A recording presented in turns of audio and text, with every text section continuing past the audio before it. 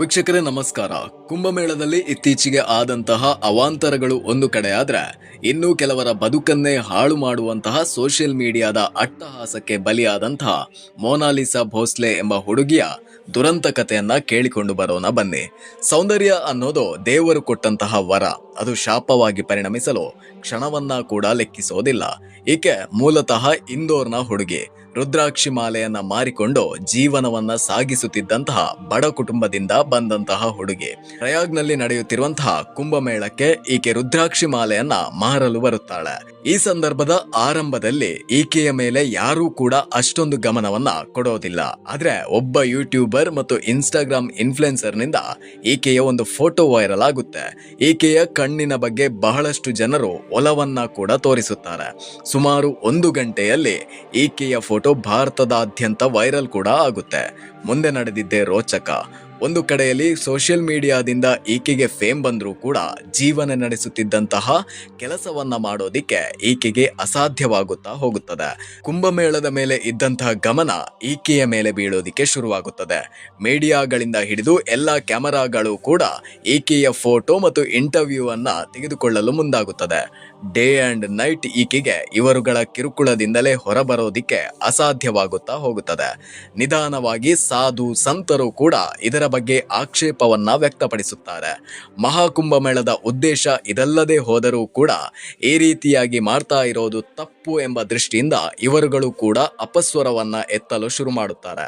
ಇನ್ನೂ ಒಂದು ಕಡೆ ಈಕೆಗೆ ಮನೆಯಲ್ಲಿದ್ದರೂ ಕೂಡ ಕೆಲವೊಂದು ಬೆದರಿಕೆಗಳು ಕೂಡ ಬರೋದಿಕ್ಕೆ ಶುರುವಾಗುತ್ತದೆ. ನೀನು ನನ್ನನ್ನೇ ಮದುವೆಯಾಗಬೇಕು, ನೀನು ನನ್ನ ಜೊತೆ ಬರಲೇಬೇಕು, ಅಥವಾ ನಿನ್ನನ್ನ ಕಿಡ್ನಾಪ್ ಮಾಡುತ್ತೇನೆ ಅನ್ನುವಂತಹ ಮಾತುಗಳು ಕೂಡ ಬರುತ್ತದೆ. ಎಲ್ಲೋ ಒಂದು ಕಡೆ ನೆಮ್ಮದಿಯಾಗಿ ರುದ್ರಾಕ್ಷಿ ಮಾಲೆಯನ್ನ ಮಾರುತ್ತಿದ್ದಂತಹ ಹುಡುಗಿಗೆ ಒಂದು ಕಡೆಯಲ್ಲಿ ಪ್ರಚಾರ ಸಿಕ್ಕಿದರೂ ಕೂಡ ಈ ರೀತಿಯಾದಂತಹ ಬೆದರಿಕೆಗಳು ಬಂದಾಗ ಸಹಜವಾಗಿ ಭಯವಾಗೋದಿಕ್ಕೆ ಶುರುವಾಗುತ್ತದೆ. ಈಗ ಬಂದಂತಹ ಸುದ್ದಿ ಏನು ಅಂತ ಕೇಳಿದ್ರೆ ಈಕೆಯನ್ನ ಪ್ರಯಾಗ್ನಿಂದಲೇ ಕಳುಹಿಸಿ ಬಿಡಲಾಗಿದೆ ಎಂದು. ಎಲ್ಲೋ ಒಂದು ಕಡೆ ತನ್ನದೇ ಆದಂತಹ ವ್ಯಾಪಾರವನ್ನ ಮಾಡುತ್ತಿದ್ದಂತಹ ಹುಡುಗಿಗೆ ನೆಮ್ಮದಿಯನ್ನ ಕಿತ್ತುಕೊಂಡು ಕೊನೆಗೆ ಆಕೆಯ ಸೌಂದರ್ಯವೇ ಮುಳುವಾಗುವಂತೆ ಮಾಡಿದ ನಮ್ಮ ಸೋಷಿಯಲ್ ಮೀಡಿಯಾ ಇನ್ಫ್ಲುಯೆನ್ಸರ್ಗಳನ್ನ ಏನು ಅಂತ ಕರಿಬೇಕು ಅನ್ನೋದು ನಮಗಂತೂ ತಿಳಿಯುತ್ತಿಲ್ಲ. ಈ ವಿಚಾರದಲ್ಲಿ ಜಾಗೃತಿಯಾಗಬೇಕಾಗಿರೋದು ನಾವುಗಳು. ಹೌದು, ಸೌಂದರ್ಯ ಒಂದು ಕಡೆ ನಮಗೆ ಪ್ರಚಾರವನ್ನ ತಂದುಕೊಟ್ಟರೂ ಕೂಡ ಎಲ್ಲೋ ಒಂದು ಕಡೆ ನಮ್ಮ ಜೀವನವನ್ನ ಕೂಡ ತೀರಾ ಹಾಳು ಮಾಡುವಂತಹ ಪರಿಸ್ಥಿತಿಗೂ ಕೂಡ ಕೊಂಡೊಯ್ಯಬಹುದು. ಇದನ್ನ ನಾವು ಈಕೆಯನ್ನ ನೋಡಿನೇ ಅರ್ಥ ಮಾಡಿಕೊಳ್ಳಬೇಕು.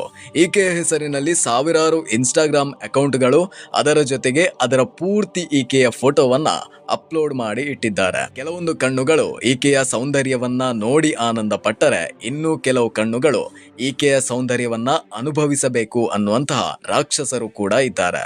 ಎಲ್ಲೋ ಒಂದು ಕಡೆ ನೆಮ್ಮದಿಯಿಂದ ಬದುಕುತ್ತಿದ್ದಂತಹ ಈಕೆಗೆ ನೆಮ್ಮದಿ ಇಲ್ಲದಂತೆ ಮಾಡಿದ ನಾವುಗಳು ಮುಂದೊಂದು ದಿನ ಯೋಚನೆ ಮಾಡಬೇಕು. ಅವರಿಗೂ ಕೂಡ ಅವರದ್ದೇ ಆದಂತಹ ಸ್ವಾತಂತ್ರ್ಯ ಇರುತ್ತದೆ. ಹಾಗೇನೆ ಸೂಕ್ಷ್ಮವಾಗಿ ಗಮನಿಸುತ್ತಾ ಹೋದರೆ ಈ ರೀತಿ ಒನ್ ನೈಟ್ ನಲ್ಲಿ ಫೇಮಸ್ ಆದವರು 6 ರಿಂದ 7 ತಿಂಗಳು ಕಳೆದ ಬಳಿಕ ರೈಲ್ ಸ್ಟೇಷನ್ ನಲ್ಲಿ ಸಿಕ್ಕಿದಂತಹ ಉದಾಹರಣೆ ಮತ್ತು ನಿದರ್ಶನಗಳು ಕೂಡ ಇದೆ.